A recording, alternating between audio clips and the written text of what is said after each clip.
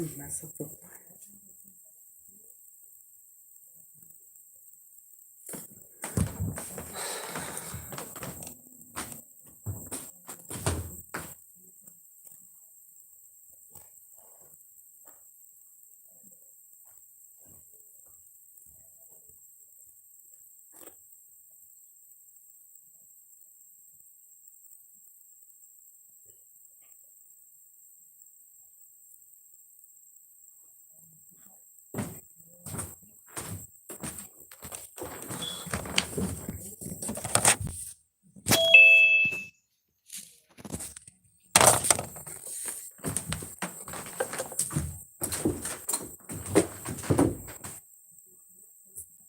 I'm back, Sean.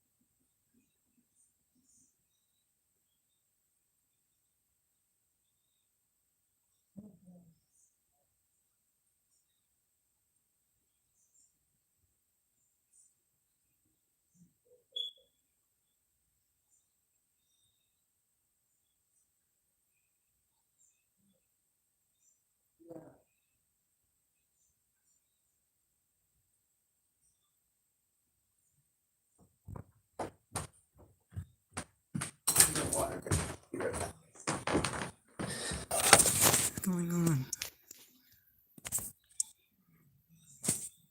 And I'm like, oh, he needs to put his mask on. Or oh, he's getting too close.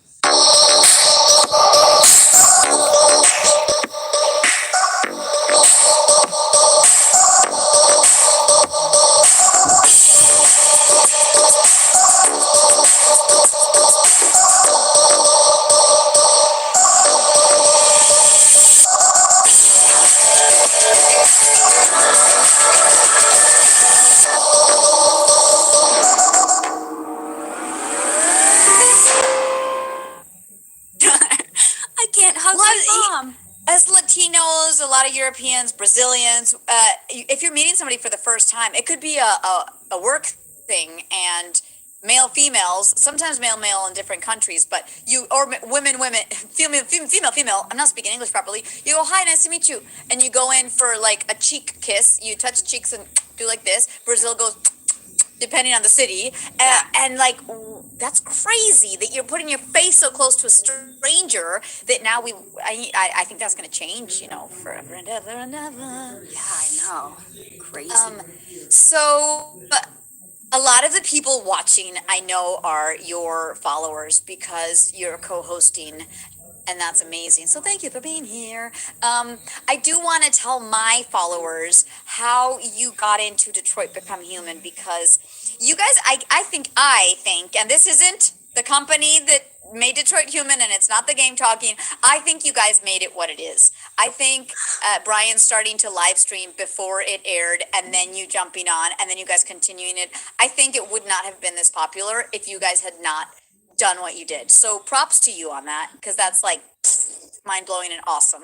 Yeah, Twitch was definitely like an amazing tool to be able to bring all the people who loved the game and were being moved by the game together in one place so that we could all like fanboy, fangirl about each other, about the game together, and talk about what we loved about it, what moved us about it, and then so I think Twitch really was such an amazing part of that, because it gave us all the opportunity to come together in one space.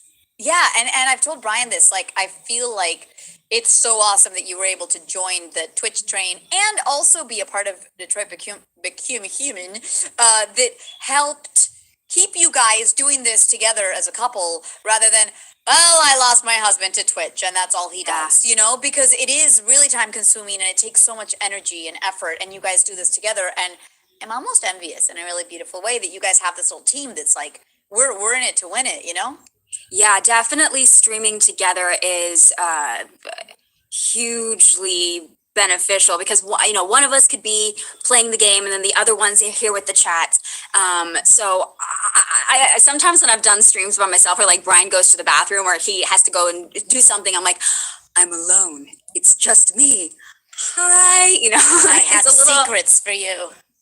Yeah, it's I'm very grateful that I joined him that first Detroit Become Human stream, because at first I was kind of wary about Twitch, or just about being live streaming in general, because the internet can be gruesome, a weird place, and you're putting yourself out there. So I was intimidated, and I definitely let him start, and I would be in the chat lurking in the other room just to see like what the reaction was. And I was like, oh, all these people are nice. They're being nice, very supportive. They're not creepy. Okay, I can join you. I'll be there. And I mean, this Twitch has so many different types of communities, but I'm just so grateful for the community that we've all built together, that it's such a safe and supportive space, which I think is unique. It's well, but it's a testament to what you guys created. You could decide how to handle that, or allow trolls to be trolls, or not like exactly. It's oh, they're like, yeah, we're a nice chat. You're a nice chat because the hosts are such genuine, loving people that care about authenticity and creating a really great community. So that's incredibly rad. Yeah.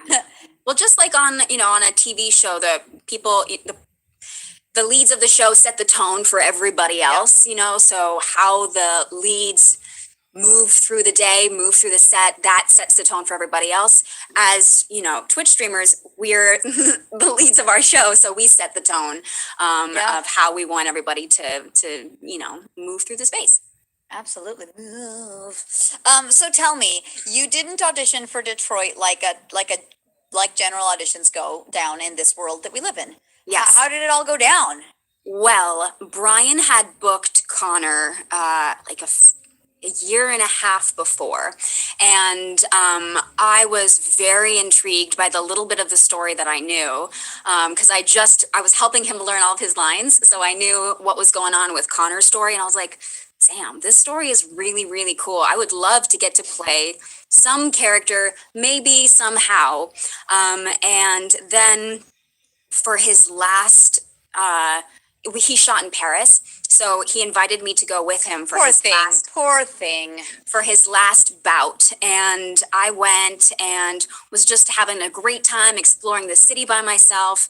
And then I started to run lines with him for a character called Tracy. And as I was reading the lines, I was like, oh, wow, this story is really powerful between, these two right now.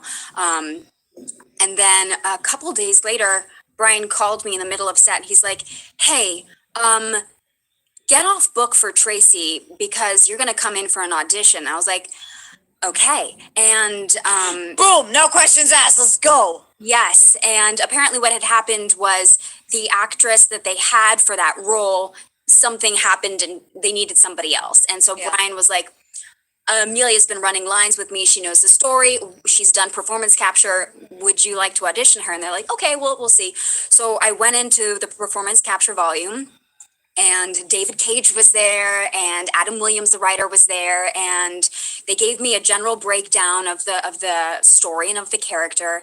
And David was definitely like, just so you know, this is a very particular role. So, no, please don't take it personally, however it goes, because he was trying to, prep me in case it was just like, nah, this is not a fit. But the story just hit me. So I knew, I just felt that underlying emotion of what the story meant very deeply. And I did the scenes with Brian, and I did all of the Tracy scenes. Oh my God. And were you like pretty off book, or you still have to work it a little bit? Yes. But I mean, like, since you've been running lines, was it just like, oh, I got this? Or you still had to be like, okay. I still definitely had to memorize because she has a huge monologue, and there's two versions of that same monologue. So I had to memorize them, because if you're not completely off book, then sometimes especially if you get really carried away in the emotion, you can lose your lines and be like, oh, I don't know what I'm doing. So I wanted to make sure that those were in, and I'm pretty good at memorizing lines, thankfully. And so I did the scenes, and afterwards, David just looked at me and he's like, will you be our Tracy? I was like,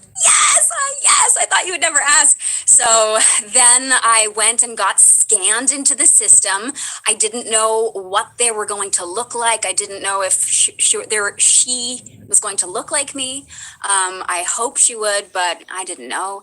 And it wasn't until I think the Detroit release party that was actually in Detroit that I got to sneak a peek at her, but I couldn't find the Tracys because I just kept losing her. So I was like, she's out there somewhere and she looks like me.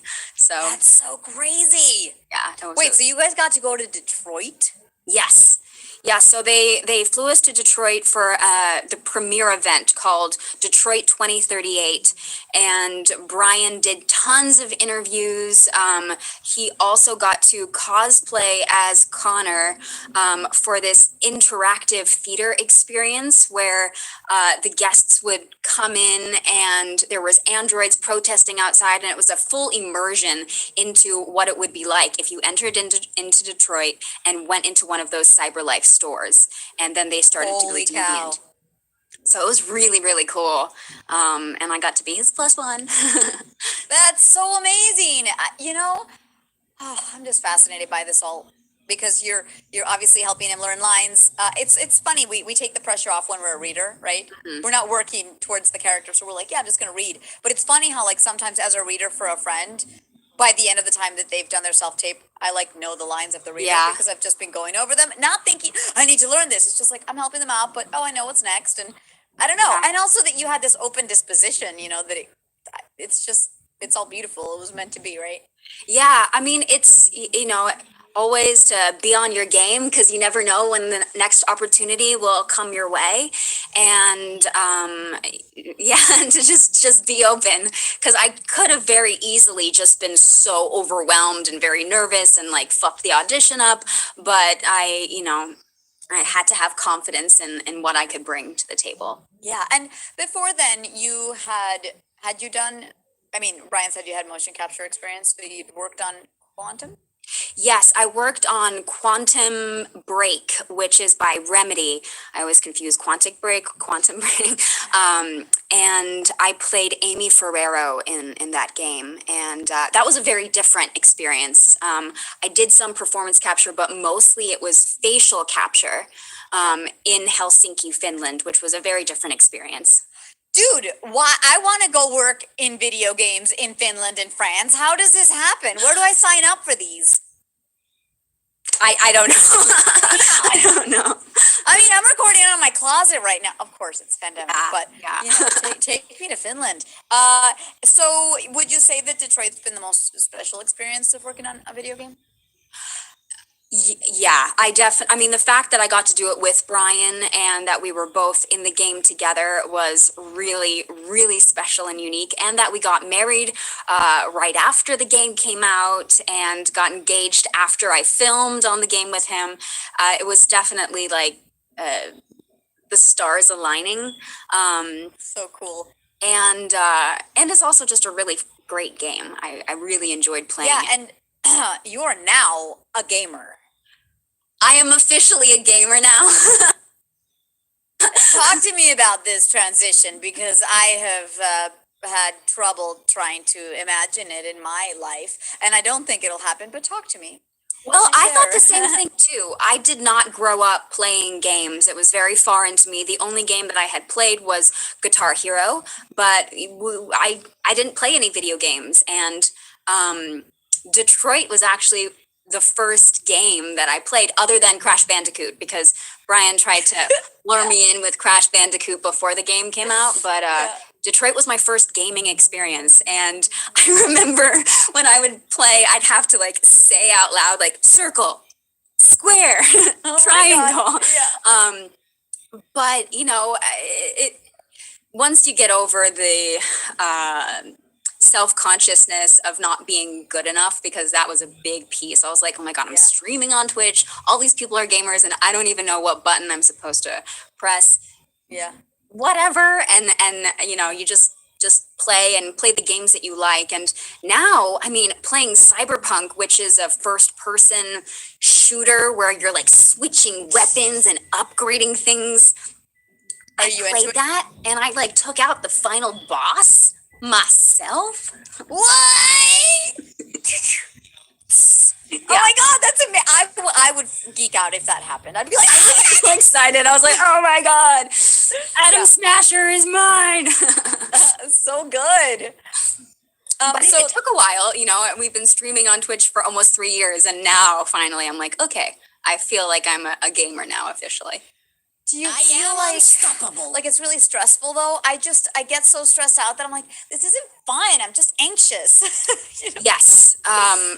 To that, I would say story games, because those are much more they're easier. You're not as much about the dexterity. It's more about what choices are you going to make. Yeah. So I would start with story games and then work your way towards first person if you want to. I love it. But Brian was like, you could do this, Carol. You could do it. Just try. I'm like, I don't know if I want to. Just FYI for this chat, I shout out all the subscribers, new subscribers, and all the little things you do, the magical things at the end, so that we can kind of have a fun flow of conversation and not be like, hey, Amelia, question. Oh, thank you, Mr. D. Bow. He gave out 5 tier 1 community sub. T-Bow. Oops. Gave out 5 tier 1 community sub gifts. Thank you. I will repeat that at the end, but that's why I do it at the end. They asked a question about the short film that you produced, I believe, right? The Desert Rose. Desert Prayer, yeah. Oh, cool. I'm the rose in the desert. It's okay. You're the rose. Got it. Will you ever consider making another project like that? Oh, yes, I would love to. That Desert Prayer is a short film that I produced. I conceptualized. It was my soul baby. I needed to tell that story. And I came up with the idea, and then I hired a writer my friend to write the script. And it was my first time ever producing a project. I've only ever been on the other side of the camera as the actor. So that was my first time taking the lead of a project. And it was incredibly fulfilling, incredibly challenging. I learned a lot on that project, especially because it was shot out in the desert. I love Joshua Tree National Park, and I wanted to Yes. that area. And bringing 23 people out to the desert was an excursion. But I was 23? yes, including the cast and the crew. Wait, this was a short film? It was a short film. Yeah. Okay. I had a big cast. I had a whole group of women, of desert witches. So that was big. But Desert really cool was that the witches. majority of the cast and crew were women, which was really exciting. That's Director was badass. female, cinematographer was female, production designer was female. Almost everybody were women. That's incredible. And for people watching that don't really know, I mean, of course, the world is male dominated, but in the film industry, most directors, crew, lighting, DP, they always are men. And it's not that women aren't in these positions. It's just, we always go, oh, I'll recommend you a guy because we worked with a guy before. But it's like, we just have to search a little bit deeper to find the women that are doing really, really beautiful projects and give them Yeah. a chance, because that's the only way you get more people in those positions, Exactly. Yeah. It's definitely a male-dominated industry. So I was very proud to get to fill my cast and crew with Yes. powerful ladies. And you were so kind giving me advice on Kickstarter, because doing a campaign is it's a full-time job and can be really stressful and heartbreaking and heartwarming. And you were like, these are the tips I learned. Doot. Yeah. Well, I mean, asking people for money for a project that you're doing is very intimidating because, asking for money in general is intimidating. Yeah. But you're putting yourself out there, and you're like, "Will you fund me?" Yeah. Please? Yeah, and if it's not a great final product, then you kind of owe people things. Yeah. Yeah. So I am like eternally grateful for everybody who supported that project, and because it was a big undertaking, but I learned a lot, and I'm really grateful that I did do that, because the next project will be so much stronger for everything that I learned in Desert Yeah. Prayer. And if you are interested in watching it, it's on our YouTube page. Oh yes, Deckard I Game. haven't seen it. I'm so sorry. Oh yeah, go check it out. Darn. Yeah, It's yeah. it's only like 13 minutes, so it's pretty short. It's on your YouTube. I'm opening a window now because I have a chicken brain. Do chickens forget things? Yes. And we think, and I will forget to look it up, but it's something that I want to watch. So, okay, I got my Desert Prayer. thing open. So rad. Cool. And right, it's funny, people call us voice actors, right? Because we've done some voice acting, and so that's kind of like what we've gotten known for in the gaming industry. But you did a ton of TV before Detroit came along. I did, yes. Tell me about those experiences. In 2016, you did 3 roles on TV, and that's exciting because as you're getting going, you're like, okay, I booked one role here. I don't know how many lines it was. I don't know if it was a guest. Tell us all about that, because it's so exciting. Yeah, I'm very grateful that I got to work on as many different productions as I did. My favorite experience on TV was hands down playing Willa Burrell on True Blood. I was a regular on that show for the final season, which still blows my mind. Yes. I was a vampire. So that was really cool. I still have my fangs, and I do put them in often when I need to feel good about myself. Can you hear me? What? Can you hear me? Yeah, can you hear me? Yeah, you just went to another sound thing on my computer. So when you said I was a vampire, Blare disappeared, and I'm like, I know what she said, but I didn't hear her. So, holy cow! Like again, for those of you who don't know, a series regular is somebody who is in almost every episode of a season, and it means that you're constantly on there. Versus like a guest star, you're just in one episode, or a co-star, you'll have less than 5 lines in an episode. So being a series regular is a freaking big deal. Was that one of your first roles on TV? No, that was not. I got to do a lot of guest stars, which is just one episode on a bunch of different shows. And first, when I booked True Blood, it was a recurring role for season 6, and then they upped me to a regular for the final season.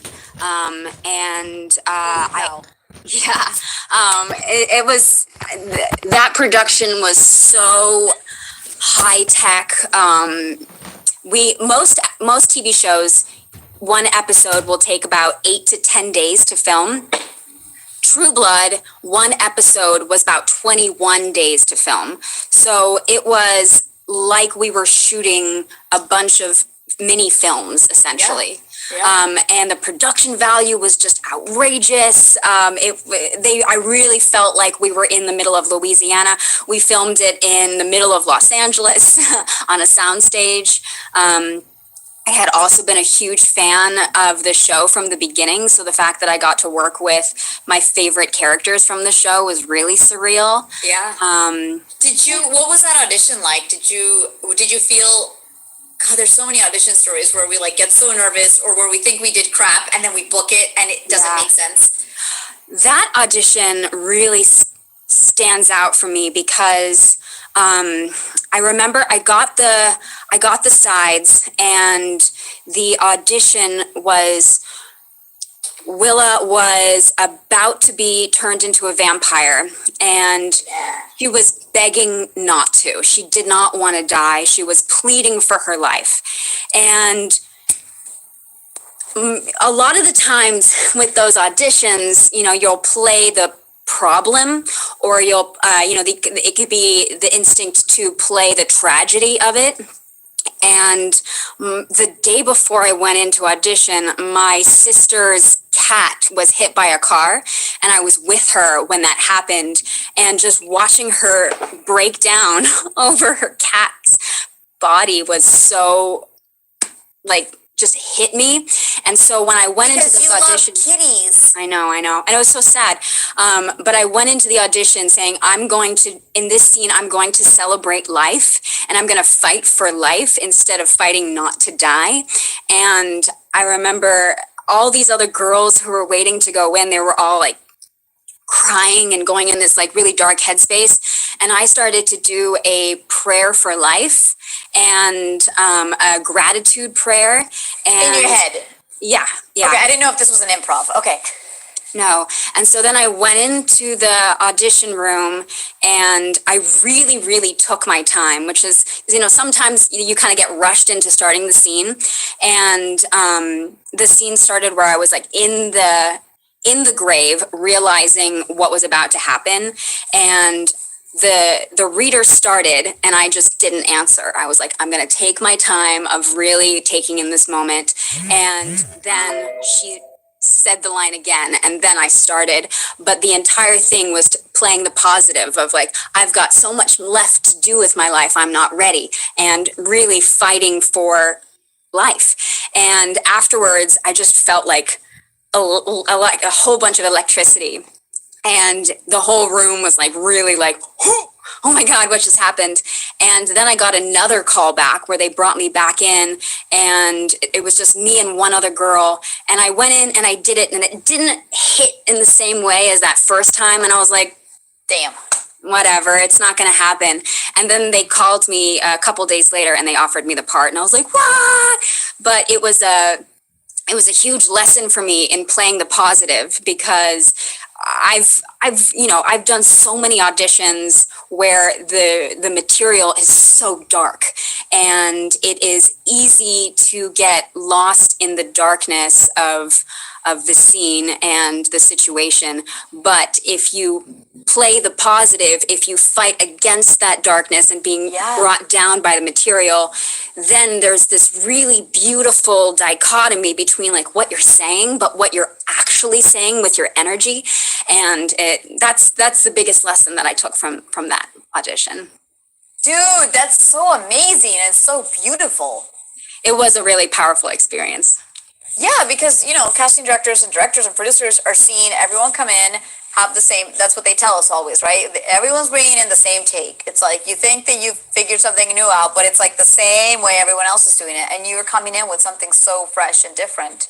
Yeah. And that's what made you stand out. Yeah. Holy cow. And also just like booking a series regular like that, that's a big deal, Yeah, it was a big deal. Especially because I had started as a recurring, so I didn't know like how much longer I would get to stay on. I think initially they told me afterwards that the character was only supposed to be there for 3 episodes, but then they just kept including me. So I was like, oh my God. And then they upped me for the last season, and I barely did any work. I was in like hardly any of the episodes, but I was a regular, so. That's amazing. Also, that's the testament to, I don't know if your character was just like they needed her in there, but what happens a lot is somebody comes in for a guest star or a small recur, and then they're like, oh, this person's cool, or oh, they're a really good actor, and they keep writing for you because they meet you, the person, and so they realize this is amazing, Yeah. I definitely think that's what happened with Willa, because I think she was supposed to die, and then they're like, no, we're gonna turn you into a vampire, so you will die, but not in the way you think. Holy cow. So you've got this vampire thing down, because then you and Brian did an RPG thing that had to do with vampires, right? And your makeup was pretty rad. Yes. Spot on. Vampire the Masquerade, which is a RPG role-playing game, LA by Night, which was so much fun. And that was a very different experience of being a vampire, because my character on that show, Suzanne Rochelle, was very, very old, as opposed to Willa, who was a baby vampire just discovering everything. A baby vampire, yes. So that was a lot of fun, especially to play these 2 characters who were villains in the best possible way, of just like dripping with arrogance. Was just such a departure from what we usually do. So it was a lot of fun, and I miss that show. I want to go back. And that was your first RPG. So that was my first time playing, especially live, that particular RPG. I had played a little bit of Dungeons and Dragons before, but we were pretty new. And fun fact, that very first episode that Brian and I did, we were really nervous. We weren't quite sure what to do. We were like, I think at one point we're like whispering back and forth to each other, and we were saying like, should we say something? I don't know. Daria, should we begin? But it looked, because of the physicality that we brought to the characters, it looked like we were whispering and really like that it was all intentional, but it wasn't at all. But that was Don't tell them that. Don't say it. But it was really a cool lesson to see like how you hold yourself physically tells a lot. So you can be feeling like, I have no idea what I'm doing. I don't know what to say. But if you hold yourself in a way of like, of course I know what I'm saying. I'm choosing not to say anything because, then it really tells a different story than what's going on internally. Yeah. Holy cow, that's so amazing, because everyone's going, that vampire couple over there knows what's going on. We have to be careful with them. Meanwhile, you're like, I don't know what I'm doing. Fuck to do. What do we do, Brian? What do we do? Let's get the fuck out of here. Yeah. Because we chose not to engage with them at first, and we're like, no, we're not going to talk to you. And then the other characters like, oh my God, they're not talking to us. Okay, we're going to go over here. And then I was like, I think we need to talk to them. That's so amazing. I think we need to jump in. I mean, that's why a lot of shy people get, people confuse it for arrogance, or like, oh, they walk in and they never talk to anybody. They think they're better than other people. And it's like, no, they're actually really, really shy. So it's like, it's how we interpret things. It's so crazy. Yeah, it is cool. And so then after that, that's how you guys decided to do, and because you've been doing Twitch, and obviously this little tiny game exists called Critical Role. But did you, what was it that made you go, oh, let's do a D&D campaign? Well, we knew that we wanted to create a game that we could play live with our community, and we didn't really know how we wanted to do that. And after playing Vampire the Masquerade and learning more about RPGs, we're like, oh, we could start this with an RPG where we don't actually have to go out into the world and do an actual road trip, because that's initially what we were thinking of doing, going out and filming it like we would a movie, like we did Desert Prayer. But with it just quickly started to become obvious that we should slow our roll a little bit, and that we could play a game just sitting at our table, and that we can use our imagination. So that's how the idea for the Golden Spiral came to be. Is we knew we wanted to play a game with everybody. We didn't quite know how, and then we discovered the magic of role-playing games, and we're like, maybe we can take this story and move it into this world of RPG. Yeah. That's amazing, because I remember, guys, Brian and Amelia took me out on a dinner date. It might have been lunch. I think it was lunch. Really delicious Thai place. And they were like, oh, let's order food. So, Carolina, here's a book. And we want to sell you this thing. And I'm like, guys, I'm in. What are we doing? I've been scared shitless of Dungeons and Dragons because I'm terrible at it. But I'm like, no, you're not. You were so good. You were so committed, and everybody loved Loop. I loved Loop. There was definitely some cool underlying things happening between our characters. It was great. I loved it. Oh yeah, for sure. Because you and your little fucking lavender pouches, man. Yes. Yeah. That's the thing, though. I also think that I gave her an accent too, because sometimes when it's just me talking, there's something that I can't quite separate from Carolina, whereas you just add an accent or add a something, and then you're like, oh, this is a different person. They could do whatever they want. I don't have to be self-conscious. It's not me. Yeah, the freedom of that, for sure. Loop was on Loop, absolutely. And Loop, Lunix. That's how they ship us, baby. I love it. So good. So are you planning to do a second season of that thing? I mean, I would love to if we could all get together.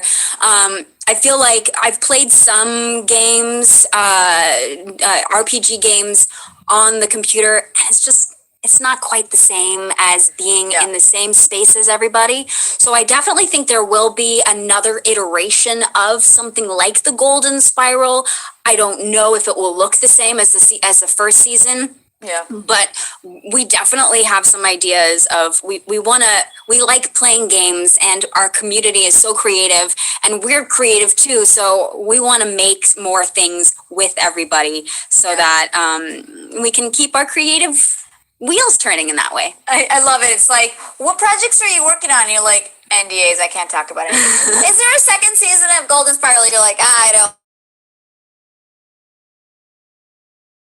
I'm not ready. We really, really liked it. We learned a lot from it, and the story was great. Collaborating was great, and we had a plan for season 2, but then coronavirus, and so that thing hit the world. How it evolves in the future.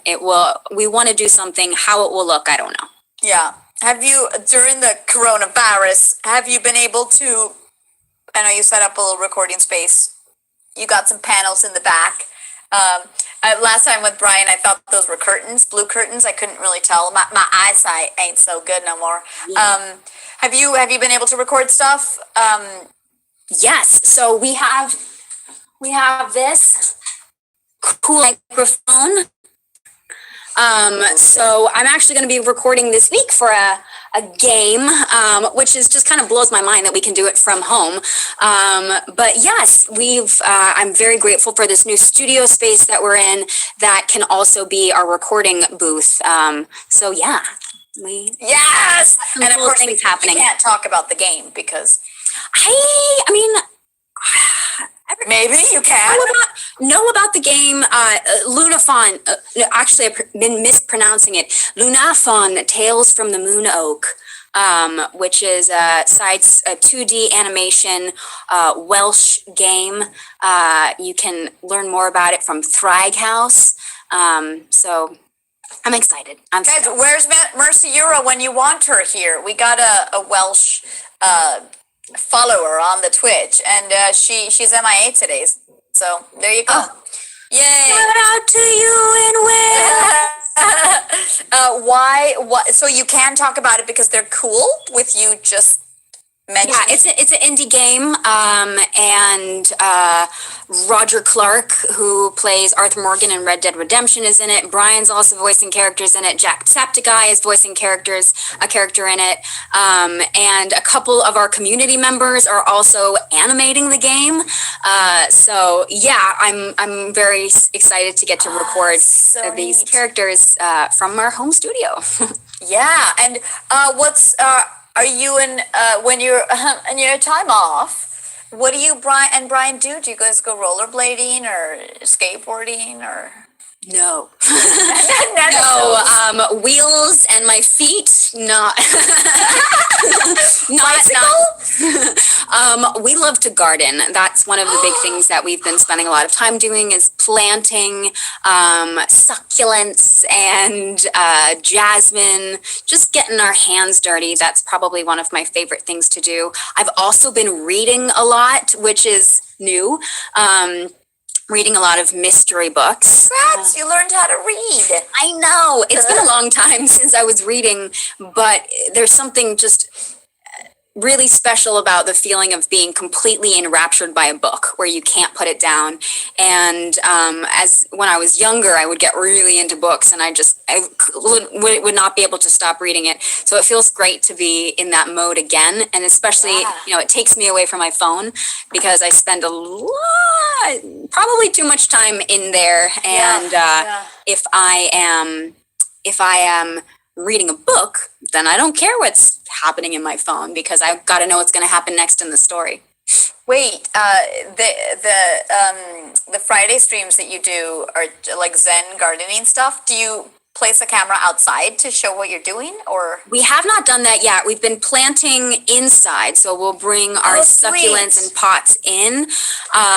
We've done potting streams. We also built a birdhouse and then painted the birdhouse. We made lemonade. You're so cute.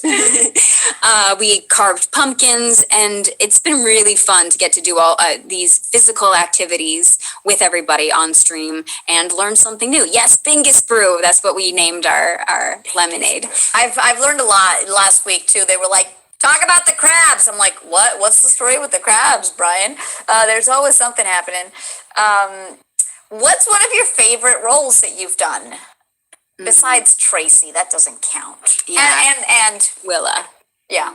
Sorry, I guess those are the ones, but is there something more, like, I've had favorite roles because they're the biggest and they're like the most meaty, but then there's always that like weird tiny role that I did in an indie that's like just a great story because she was zany or something.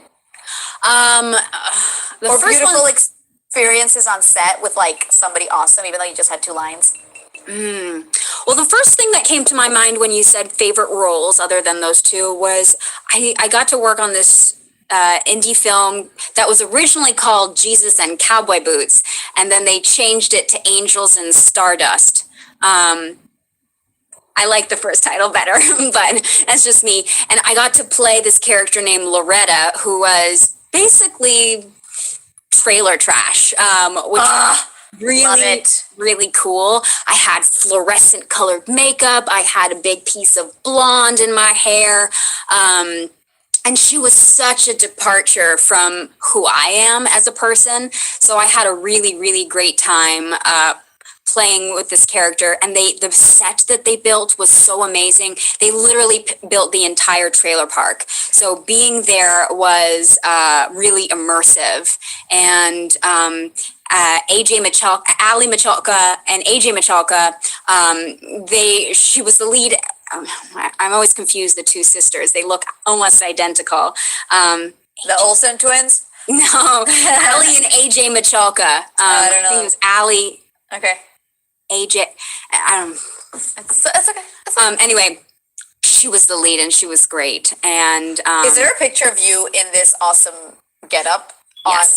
on the IMDb? Guys, go to Amelia's IMDb Pro. also, I think there's one like way back on my Instagram, Oh my like when I gosh. first started using Instagram. Yeah. Oh, that's a long scroll down. If Loretta, yeah, she was a lot of fun. And the whole, and Alicia Silverstone was also in it, which was really, really cool because funny. I loved Clueless as a child. Like I was Yeah. obsessed with Clueless.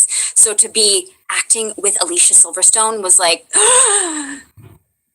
Dude, I used to do catering in New York to pay bills, and I worked this random producer's party in the West Village. Guys, I had to dress up as the Little Mermaid. And my sister worked that job with me, Gabby. She was dressed up as Supergirl, and we had to walk around the damn party. I think I had it was story time in this room that was supposed to be an under the sea theme, and I would read stories to the kids, and Alicia Silverstone showed up with her kid, and I'm like, oh my God, what's my life? oh my God, that's so exciting. Yeah. I don't know if you can see, but I can't really. Yeah. Bring it up closer. Oh yeah, dude, I love the freaking pink eyeshadow. Yeah. Oh, It's the kind of hair. blown out, but I had like hot pink eyeshadow, which definitely is really hard to take off. But she was, It's like scraping it off at the end of the day. yeah, it was hot pink and bright purple. She was really sassy. Makes you wonder how people who cake on makeup every day have to go through this whole process to take it off at the end of. Yeah. It's a process. Makeup. Shaving cream is good for taking off fake blood. Fun fact. Oh, I didn't know that. Good to know. Next time you're covered in fake blood, just use shaving cream. Yo, talk to me about Cyberpunk. You and Brian both got roles on that. Was that a together thing, or that was just like, oh my God, this happened to both of us? How cool. That was a together thing for sure. Yeah, we met. We're like, we're a combo deal with fries and Coke, so we don't come, Yeah. It's the two of us. We met the team of Cyberpunk CD Projekt Red at E3 in 2018. And we stayed in touch with the social media team, and we went to Poland, and we tested a game called Thronebreaker, and then we met with a team there, and they were like, maybe, we don't know, but maybe we'll find something for you to do in this game. And then 2 years later, they're like, okay, we have the characters. And then they sent us the sides, and the story was just so gets you in the feels. That was social media that definitely helped that come to life. Wow. Do you feel like social media has had an impact on certain auditions, or when you meet people that are working on games? I guess in pandemic it's tricky, but just around the world, since you've traveled and stuff. Yes. Definitely Twitter, especially. I remember, for example, Lunafon, Tales from the Moon Oak. Brian and I saw the trailer on Twitter when they were just doing the Kickstarter, and reached out and were like, hey, this looks cool. And then we became part of the project through Twitter. So there's a couple other things as well. But I never thought that social media could be such a useful tool in that way, but I'm very grateful to have that connectivity, because you can get you can talk to people directly as opposed to going through the whole like channels of your agent talking to the casting director, talking to the producers, talking to the studio. You can kind of connect a little bit more directly. Yeah, yeah. That being said, you still have a great agent who's Yes. rad and like vouches for you guys. So Yes. Very grateful for my VO agent, Dean Bonero. yeah. Sugar, yes, I did play Piper Shaw on Scream. You are correct. Oh my God, I thought you were calling Dean Panero Sugar. I was you're like, Sugar, you got an audition for me today? What is this role that you're telling Sugar about? Piper Shaw. Piper Shaw. In the Scream show. Wait, what is the Scream show? I don't know. So do you know Scream the movie? Yeah. What's your favorite scary movie? I'm terrible at scary movies. Me too. I'm terrified. Yeah. But MTV did a TV show version inspired by the movies, and I got cast as Piper Shaw, who was a podcast reporter who came to the town looking into the string of murders that had happened there many years ago, and then new murders are happening again. So I was similar to the Gail Weathers character, and I was in where was I? Baton Rouge, Louisiana. Oh, wait, wasn't that where you shot also True Blood? No, so True Blood was set in Louisiana, but we actually shot in Los Angeles. Got it. Yeah. But Scream, we shot in Baton Rouge, Louisiana, and that was one of my first experiences in the Deep South. It was hot. There was a lot of big bugs, and it was fun. It was definitely a really wild ride for sure. Yeah. Well, but you've also, besides those, you've been on procedurals, you've been on Criminal Minds, you've been on Blue Bloods, True Blood and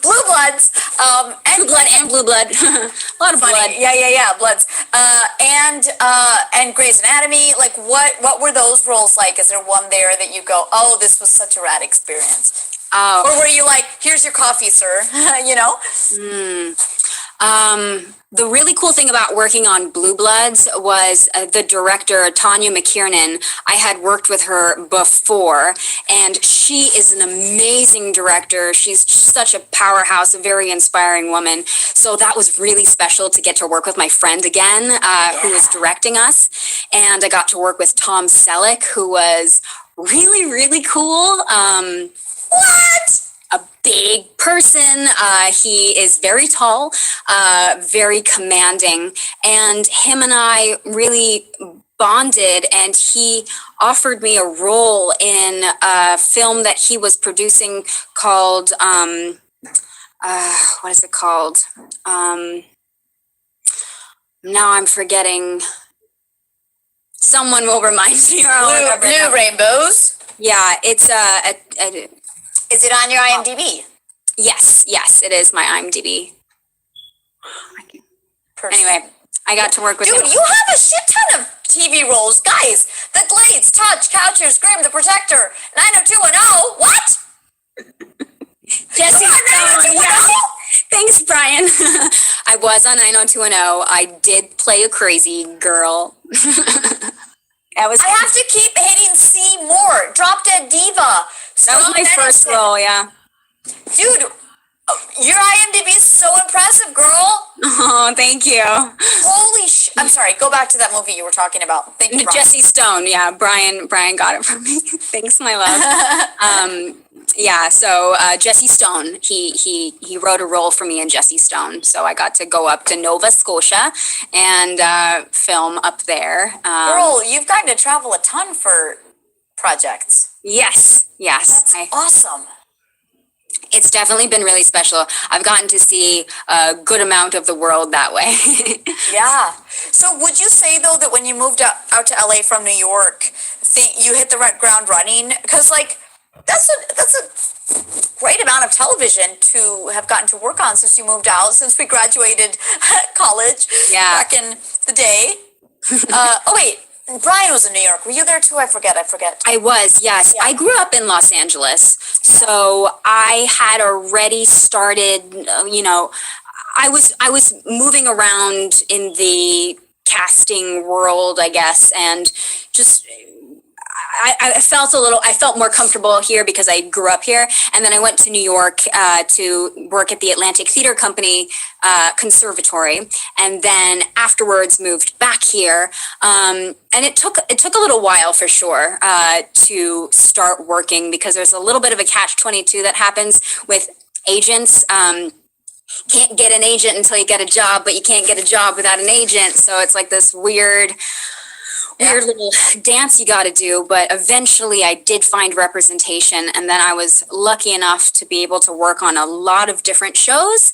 And I did a lot of stuff that was like very intense.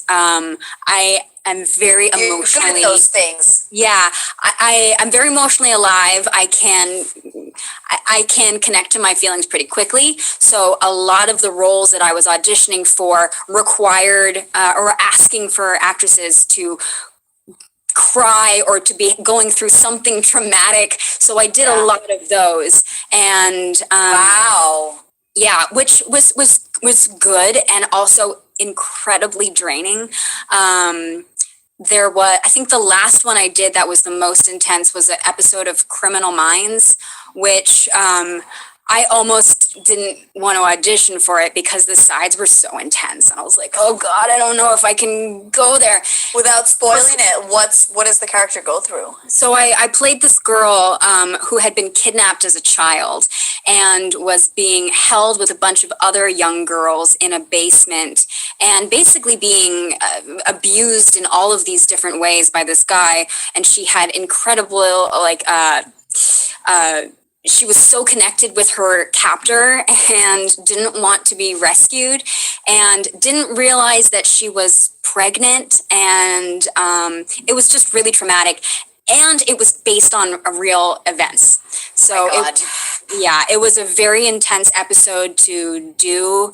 And that was one of the because I definitely had a hard time before letting go of the material after I had finished on set. So I would take that home with me, which was just really draining. But with this, I was like, I cannot take this character home with me because it's too much. So I was able to disconnect, like in between scenes, I was disconnecting emotionally because I was like, this is very dark. But then, and then after that role, I said to my agents, I need to move away from this because I'm putting so much darkness in the world with these characters and where I'm going, and I need to, I can't do it anymore. I don't want to. So, it was hard because that for me, I was doing so much of that because I can. And, I just got to a point where I was like, I don't want to. I want to put out something lighter. Yeah, it takes balls to redirect that, because if that's what you're booking, clearly you're good at it and you can keep making money off of that and succeeding. But it's draining, so you're making a choice that's going to help you emotionally and keep you sane. Yeah. And I'm grateful that I did that. It was definitely scary at the time. My agents were like, "Are you sure?" I'm like, "Yeah." But that's such a beautiful thing, because right now what you guys put out into the Twitch world is all positivity. Like that's a big mind shift, soul shift, heart shift, and then like all the opposite comes around and it's Twitch and it's like, let's celebrate ghosts this Tuesday.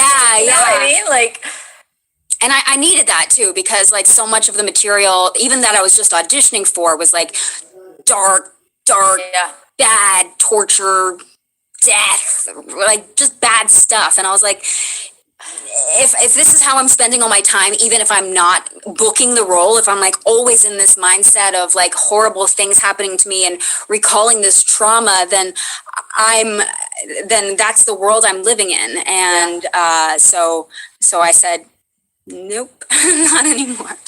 One of the questions from Vishelia is, how did you let go of that dark mood of the role and come back to your life? Like, were there things you would do, like take a shower, think of puppies? Like, what was it that you did to get out of there? Yes, definitely. Taking a shower, immediately like changing out of the clothes. Yeah, changing out of the clothes, watching TV, like really light TV. Coming home to Brian was a big thing.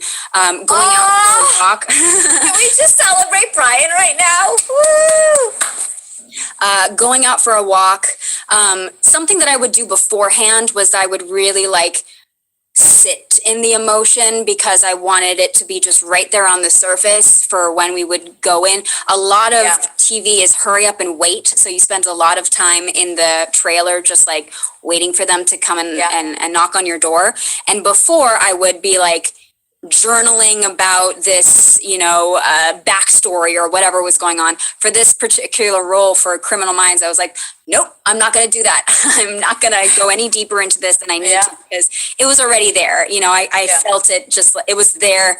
I could click into it and click out of it, which was something that I had not been able to do, but I just didn't let myself wallow because I think that when you're like sitting in a certain emotion or sitting in a certain mindset for too long and you just are swimming there, it's hard to get out, So if you just don't let yourself do that, it's easier to get out, but still, challenging in its own way. Yeah, it's funny that question gets asked a lot too. Just how do you get out of a dark place emotionally? It doesn't even have to do with acting. And I remember my grandma saying like, "There's nothing that a cold or hot shower can't fix." And of course, I'm not talking about like death and like horrible illnesses, but if you're in a sticky place in your heart, or you're feeling, you're in a slump or in a funk, it's just like, go take a really cold shower or go take a really hot shower. And you come out and you kind of have a different perspective on life. And you're like, okay, I'm still in the muck, but I can like recalibrate and work through things, Wash it away. And don't wallow. Yeah. Sometimes you just have to sit in it and feel it and go, okay, I'm feeling this, feel it, express it, process it, and then like, let it go, Yeah. With a little arroz con leche too. I like that, Guavabat. That's great. It's arroz con leches are like rice pudding. It's very Latino. That sounds amazing. Yeah, it's pretty awesome. Amelia, this has been really cool and special. Again, not to just let these followers know more about your life, but like I'm learning so much about you. I would never sit and like go, okay, next, what was that role like? We're having a margarita now, but I need to know the whole story of your life. So it's just a cool way to like get to know you better too, without Brian in the wings. So thank you. Is there anything I am going to shout out the little subscribers and the stuffs, but if there's anything you'd like to close with, like a wonderful, brilliant closing statement, you can think about it now as I shout out some people. All right, do it. Cool. All right, so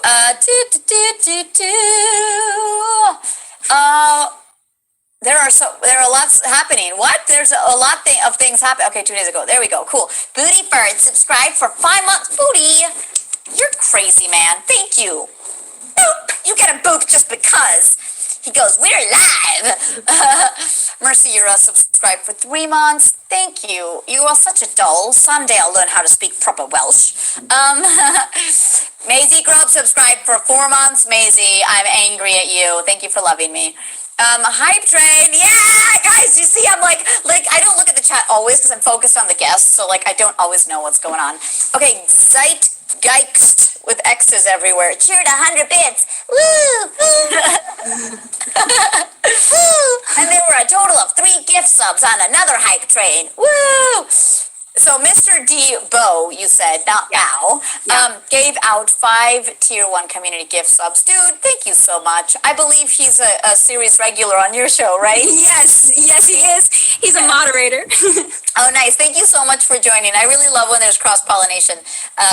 Dana Louise, 1, 2, 3, cheered 1 bit. Okay, last time your husband was a troll and he scolded somebody who cheered 1 bit. He's like, they should at least cheer 2 bits. So that's really funny. But guys, if you cheer half a bit, that's still cool. And there's a raised voice line from Maisie Grove, and it goes something like, I have to think in Brazilian all of a sudden to switch, Ha! They think we wouldn't fight back? Dead wrong. Boom. So that's it for today's. Oh no, 1 bit. Guys, 1 bit is great. I love it. Amelia, any closing remarks that are just brilliant for our lovely chat? Brilliant. I don't know, but You're like, wear a mask. yes, wear a mask. Take care of yourself. Take care of take care of yourself. I would also say that, you know, pursuing a creative career, pursuing anything creative takes a lot of courage and a lot of persistence and a lot of grit. And I would say just, you know, keep doing you. Somebody gave me a piece of advice. I remember when I lost a role that I really, really wanted. And they said, sometimes they're going to be looking for burgundy and you're going to be offering them red. So keep cultivating your truest shade of red and eventually they'll be looking for that color. So don't try and conform to what you think they want. Keep doing you and eventually you will find your path. Absolutely. Guys, so brilliant. I need to shout out 2 bits that Booty Farts just cheered because, of course, he was doing that to bust my balls. Same with Shook Fangirl JDex cheered 2 bits. Thanks, guys. You're rad. But back to the advice. That's awesome because, you know, I've come to understand and believe that what's yours is yours. And like, you know, I wouldn't have been Tracy on Detroit Become Human because that was yours, baby. You know, it's just those things that are in the universe without a crazy explanation, just believing, I don't know, in a greater energy that like connects us all in a beautiful way without getting religious or anything like that. It's just like believing in the best of the universe, you know? Yeah. I love you so much. I miss you. I hope to see you soon. Virtual hug. And guys, thank you so much for being here. I love being hosted by your channel as well. I know we had more viewers because of that, so I really appreciate it. We're here every Tuesday, Thursday from 12 to 1 p.m. Pacific Standard.